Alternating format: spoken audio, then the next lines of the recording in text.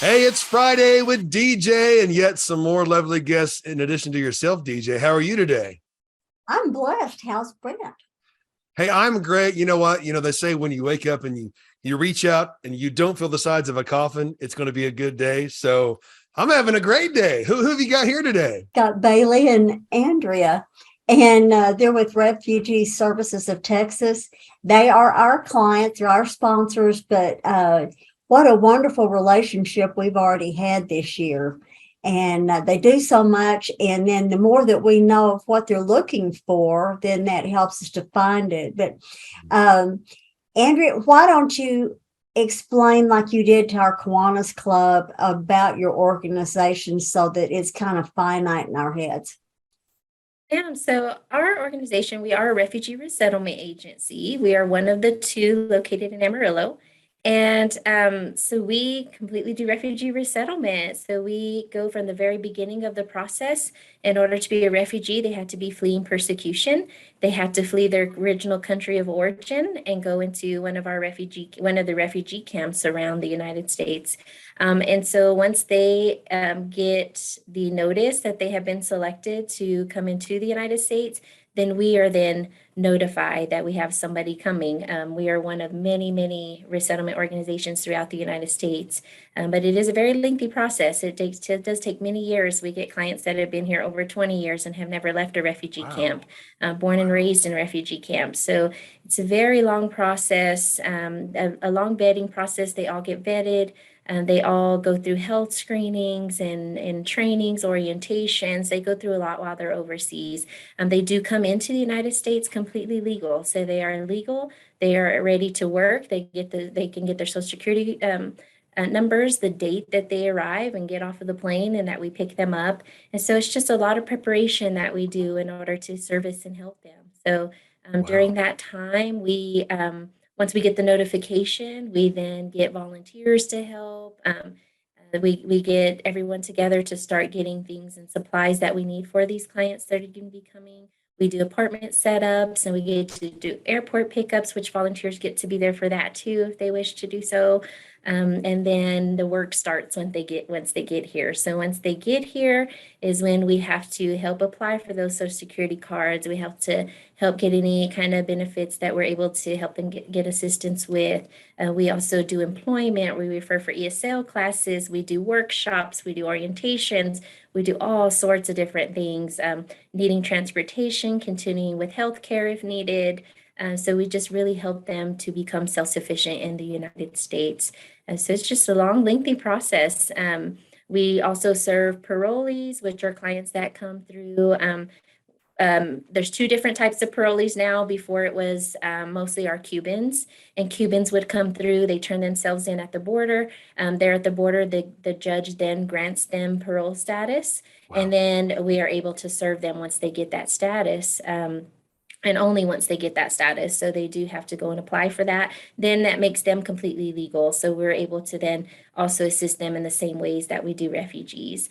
And then more recently, than this past year, we started getting Afghan clients from everything that had happened in Afghanistan. So that was a little different situation, one of the first since I've been in resettlement, almost 19 years. This has been the first. And so it was a really big evacuation and a big system that had to follow after that, and getting everything in line and in order to bring them here. And because of that situation, they weren't able to go to refugee camps. It was just an emergency evacuation. So the government decided to bring them in also under parole status. And so under that parole status, it did again make them legal. They kept them on the military bases until they can get them out to our refugee resettlement agencies. And then the process just started again the same way, where we got the notification they were coming. We had to get everything ready. And so it's just a continuous process. And so now that that program is ended, we still continue to help them up to 5 years of being in the United States. And we continue having a preferred communities program, which is our PC program. And we can enroll anyone who's been here up to 5 years in the United States and be able to help them like more one-on-one with case Wow. management. Wow. Well, Andrea and Bailey, we're honored to have you. And, I've worked with people fleeing persecution, boots on the ground in their own countries as well here in America. And your vetted legal immigrants are not only welcome, they're so many times some of the best citizens you can have. They learn the Constitution. Average American doesn't even know what their rights are. And it's just wonderful work. It has to be very rewarding. People probably don't realize how long a lot of refugees spend in camps. The average wait time when you're a refugee can be anywhere from 9 to 20 years in a camp. So it's a very extensive process. It's very difficult for them, and it is really a beautiful thing to see a family that has been waiting that long come to this city and just be filled with joy when they get to see their own apartment, their own living quarters, and have things that are just theirs, because they don't get that for so many years. So that's really what we do for them, is we help them in those first stages after they've spent, sometimes years upon years waiting. So it is, it's hard to imagine being in that position, but also very easy to be empathetic towards that, because I couldn't imagine myself being in a position like that. So we help them totally change their lives when they get here, and they're always very appreciative. Wow. One of the things that whenever Andrea came and talked to our Kiwanis Club, I just learned so very much. Also, as long as she's been with this organization, she's gotten to see so many success stories with these people moving here, opening businesses, opening medical practices, being successful, but also training them on how to use things that we take for granted, just like a toilet. That really blew me away. Oh, yeah. And so this organization is a live wire in what they're doing. Very impressive. And we can help too. And just like with Welcome Partner, several months ago, our clients brought things to donate. And then afterwards, so one of our she's not a client yet, but she wants to be. She had some household furniture, and it was beautiful furniture, and she wanted to donate it, and this is where it went.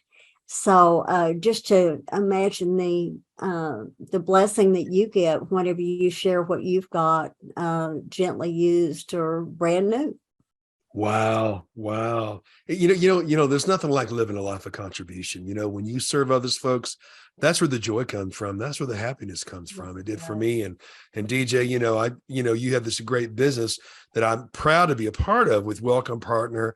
But, at the end of the day, we're helping people, and people help people who help people. Folks, you need to help both of these wonderful people with this. Now, where is the closest refugee camp to Amarillo? Well, the refugee camps are actually just right outside of the US. So they're really right on the lines. So we have Thailand, we have there's many. They closed the one in Burma because there was one in Burma, but they have Thailand, they have Jordan. So there's just a few different that are open now. And what's really sad is when these camps do close, they're not transported to the next one. They have to themselves make their way to the next camp, which could be hundreds of miles away. And they have to make their way to the next camp. So that has happened many times before. They had to completely set up again. We've heard stories in Africa, because there's also in Africa. So we've heard stories where they've had to, one of our own employees was in the Congo, and he had to go flee to another refugee camp because theirs had closed down. So they had to flee to the next closest refugee camp. And in there, he said he's with his brother and his sister-in-law who was pregnant, and she fully pregnant, and they get there and it was raining. He says he remembers it raining. She was crying. They didn't know what they were going to do. They had to build from just twigs and leaves and try to build them a hut that they can live at this new refugee camp, and trying to get her and his little baby sister in there where they could sleep for the night and get out of the rain. And so it's really, really sad situation. So these camps are really great that they are there to help and give them somewhere to go until they get into the, into the actual US. But it's still such a journey and so hard for them being in there and trying to make that living. So just to clarify for our audience there, that these refugee camps are right outside of the United States. Yes. And the process is that from the camp, and by the way, you said you've been doing this for 19 years. Man, when did you start? When you were 10? When you were 5? Yeah, that was my thought too. And I her know son- everyone thinks I'm younger than I am, which is great. I mean, but my son is already 22, so Wow. Well, I'm 53, so I feel a little younger. You're as old as you feel, right?